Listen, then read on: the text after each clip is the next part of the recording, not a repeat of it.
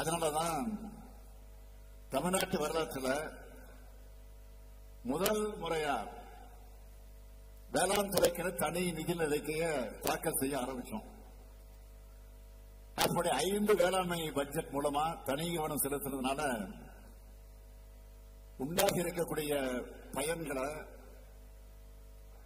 சில எடுத்துக்காட்டுகளை சொல்லணும்னா, கடந்த 4 ஆண்டுகள்ல உணவு தானிய உற்பத்தியில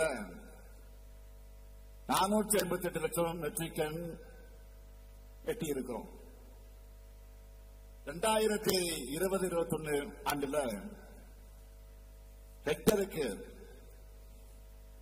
2235 கிலோவா இருந்த உணவு தானிய பயிர்கள் உற்பத்தி திறன்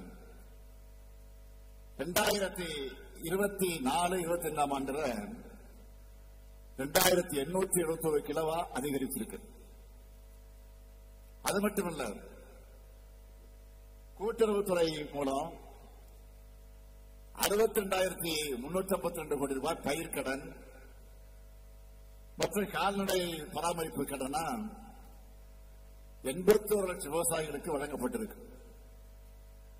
சிறப்பு கால்நடை சுகாதாரம் மற்றும் விழிப்புணர்வு முகாம்கள் நடத்தப்பட்டு 26 லட்சம் விவசாயிகள் பயன் பெற்றிருக்கிறாங்க. தமிழ்நாடு முழுக்க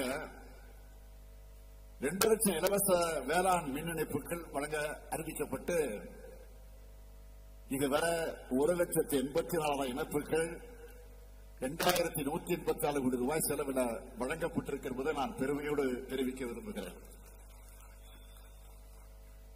இலவச மின்சாரத்துக்கு மட்டும் இதுவரை மொத்தம் 26,273 கோடி ரூபாய் செலவிடப்பட்டிருக்கு. ஒன்றிய அரசால நிர்ணயிக்கப்பட்டிருக்கக்கூடிய குறைந்தபட்ச ஆதரவு விலையை விட கூடுதலா சன்னரக நெல்லுக்கு குவிண்டாலுக்கு 105 ரூபாயும் பிற ரகங்களுக்கு 130 ரூபாயும் ஊக்கத்தொகையாக வழங்கப்பட்டு வருது.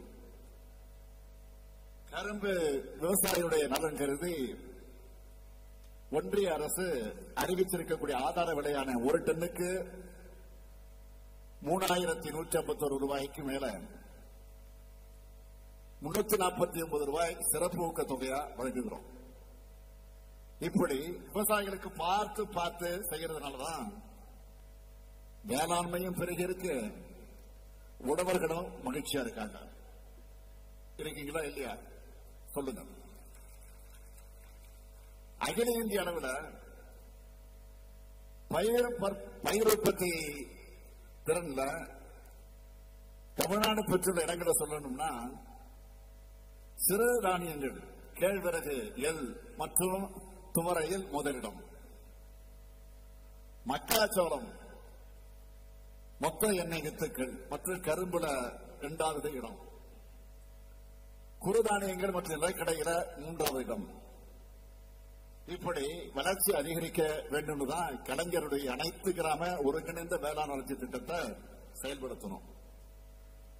நகரங்கள் மட்டுமில்லாம தமிழ்நாட்டில் இருக்கக்கூடிய ஒவ்வொரு கிராமமும் அதுக்கு இணையான வளர்ச்சி அடையணும்னு அனைத்து கிராம அண்ணா மறுவழி திட்டத்தை இணைச்சு மொத்தம் இருக்கக்கூடிய 12,522 கிராம ஊராட்சிகளையும் இதில் செயல்படுத்தப்பட்டு வருது.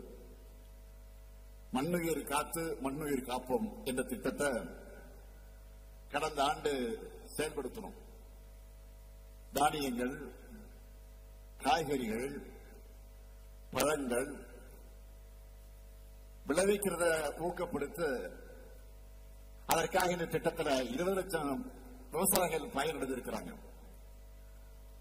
அது மட்டுமல்ல, தோல்ல துண்டு போட்டுக்கிட்டு வேஷம் போடுகிற போலி விவசாயிகள் நாங்கள் கிடையாது. உங்களுக்கு ஒரு பிரச்சனை வந்தா முதல் ஆளா துணை நிற்கிறவங்க நாங்கள்.